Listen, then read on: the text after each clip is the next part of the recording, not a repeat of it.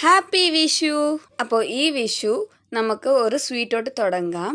Tamil Nadu style traditional sweet recipe തേങ്ങ തട്ടുപ്പാൽ. അപ്പോൾ let's get to the video.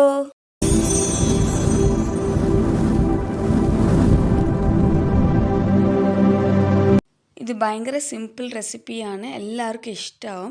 അപ്പോൾ നമുക്കൊരു കടായി വയ്ക്കാം. അതിൽ 3 സ്പൂണ് ചെറുപരിപ്പും പിന്നെ 3 സ്പൂണ് പച്ചരിയും ഞാൻ ചേർത്തിട്ടുണ്ട്. ഇത് നമുക്ക് ഒന്ന് ഡ്രൈ ഫ്രൈ ചെയ്ത് കൊടുക്കാം.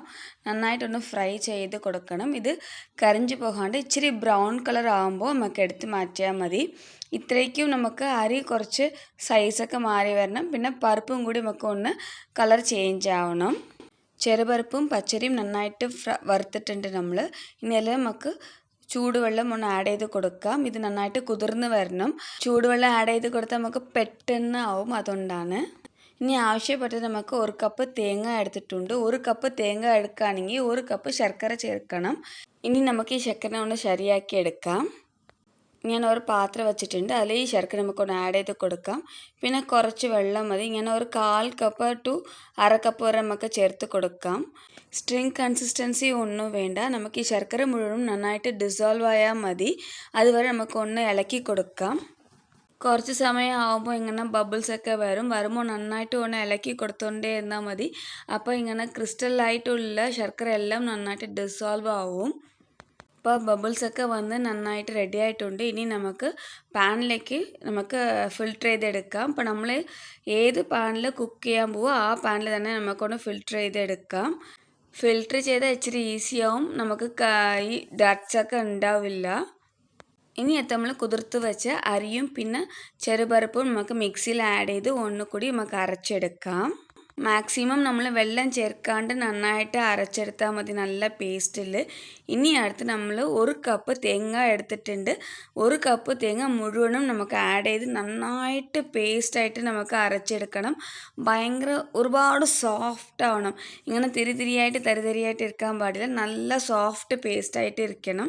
ഇനി നമ്മൾ ഫിൽറ്റർ ചെയ്ത് വെച്ച ശർക്കരേൻ്റെ സിറപ്പ് ഉണ്ടല്ലോ, അതിനെ ഒന്ന് ഇച്ചിരി അടുപ്പത്ത് ഒന്ന് ചൂടാക്കി എടുക്കാം നമുക്ക്.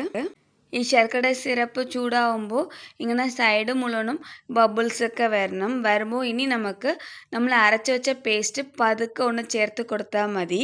അപ്പോൾ ഈ പേസ്റ്റ് നമുക്കൊന്ന് ആഡ് ചെയ്ത് കൊടുത്തതിന് ശേഷം നന്നായിട്ടൊന്ന് മിക്സാക്കി കൊടുക്കണം.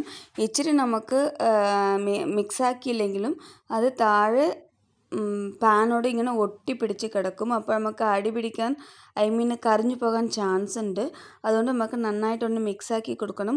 കൈ നോൺ സ്റ്റോപ്പായിട്ട് മിക്സ് ആക്കണം. ഇൻ കേസ് നമ്മുടെ കയ്യിൽ പച്ചരി അല്ലാണ്ട് പച്ച അരിയുടെ പൊടി ഉണ്ടെങ്കിൽ അതുകൂടി നമുക്ക് ചേർത്ത് കൊടുക്കാം.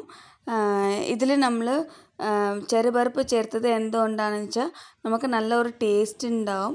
പിന്നെ പച്ചരി ചേർത്തത് ഒരു ബൈൻഡിങ് പർപ്പസിനാണ്. എന്നാലേ നമുക്കതൊരു ഹൽവയുടെ പാദമൊക്കെ വരും, ഹൽവ കൺസിസ്റ്റൻസി കിട്ടൂ. ഇപ്പോൾ നല്ല കളർ ചേഞ്ച് ഉണ്ട്, കൺസിസ്റ്റൻസിയും കുറച്ചും കൂടി തിക്കായിട്ടുണ്ട്. ഇനി ഇച്ചിരി സമയം കഴിഞ്ഞിട്ട് നമുക്ക് നെയ്യ് ആഡ് ചെയ്ത് കൊടുക്കാം. ഇപ്പോൾ ഞാൻ 2 സ്പൂൺ നെയ്യ് ആഡ് ചെയ്ത് കൊടുക്കുന്നുണ്ട്. നിങ്ങൾക്ക് ഒറ്റ പ്രാവശ്യം കൊണ്ട് തന്നെ നമുക്ക് നെയ്യ് ആഡ് ചെയ്ത് കൊടുക്കാം. പക്ഷേ ഞാൻ 3 ടൈംസാണ് നെയ്യൊക്കെ ആഡ് ചെയ്ത് കൊടുക്കുന്നത്. എന്നാൽ നമുക്ക് നന്നായിട്ട് ഒന്ന് കൺസിസ്റ്റൻസി തിക്കായി വരും. അപ്പോൾ തിക്കായി ഇച്ചിരി വരുമ്പോൾ നമുക്ക് നെയ്യ് ആഡ് ചെയ്ത് കൊടുക്കുമ്പോൾ നല്ല അതിന് സ്വാദുണ്ടാവും, സൂപ്പർ ടേസ്റ്റും നല്ല മണത്തിലുണ്ടാവും. അതുകൊണ്ടാണ് കുറച്ച് ഞാൻ നെയ്യ് ആഡ് ചെയ്ത് കൊടുക്കുന്നുണ്ട്. ഇതുപോലെ ഞാൻ ഒരു 3 to 4 ടൈംസ് നെയ്യ് ആഡ് ചെയ്ത് കൊടുത്തിട്ടുണ്ട്. നെയ്യിന് ഒന്നും അളവില്ല, നമുക്ക് എത്ര ഇഷ്ടമോ അത്ര നെയ്യ് ഒഴിച്ചു കൊടുക്കാം. ഇപ്പോൾ ഏകദേശം നന്നായിട്ട് റെഡി ആയിട്ടുണ്ട്, പാത്രത്തിൽ ഒട്ടാണ്ട് വരുന്നുണ്ട്. ഈ റെസിപ്പിയിൽ നമ്മൾ കാഷ്യൂ നട്ട്സ് വറുത്ത് ചേർക്കുന്നില്ല. ഇങ്ങനെ ചെറുതായിട്ട് കട്ട് ചെയ്ത് വെച്ച് നമുക്ക് ചേർത്ത് കൊടുക്കുന്നുണ്ട്. ഇതൊരു നല്ല ടേസ്റ്റ് ഉണ്ടാവും. നിങ്ങൾക്ക് ഇത് ഇഷ്ടമല്ലെങ്കിൽ നമുക്ക് നെയ്യിൽ നന്നായിട്ട് ഫ്രൈ ചെയ്ത് ഒന്ന് ആഡ് ചെയ്ത് കൊടുക്കാം. ഇത് ഒന്നും കൂടി നമുക്ക് മിക്സാക്കി കൊടുക്കാം. ഇതാണ് കൺസിസ്റ്റൻസി. റെസിപ്പി നമുക്ക് പാത്രത്തിൽ ഒട്ടാൻ പാടില്ല. ഇനി നമുക്ക് സെർവിങ് ബൗളിലേക്ക് മാറ്റി കൊടുക്കാം. ടടാൻ! തമിഴ്നാട് ട്രഡീഷണൽ തേങ്ങ തട്ടുപ്പാൽ സ്വീറ്റ് റെഡി ആയിട്ടുണ്ട്. ഈ വിഷുവിന് നമുക്ക് ആഘോഷിക്കാം. അപ്പോൾ എല്ലാവർക്കും എൻ്റെ വിഷു ആശംസകൾ. അപ്പോൾ എന്തായാലും ഈ റെസിപ്പി നിങ്ങൾ ട്രൈ ചെയ്ത് നോക്കണം. എങ്ങനെയുണ്ടെന്ന് ഒന്ന് കമൻസിൽ പറയണം. ഈ വീഡിയോ ഇഷ്ടമെങ്കിൽ ഒന്ന് ലൈക്ക് ചെയ്യുക, ഷെയർ ചെയ്യുക, കമൻറ്റ് ചെയ്യുക. Thanks for watching.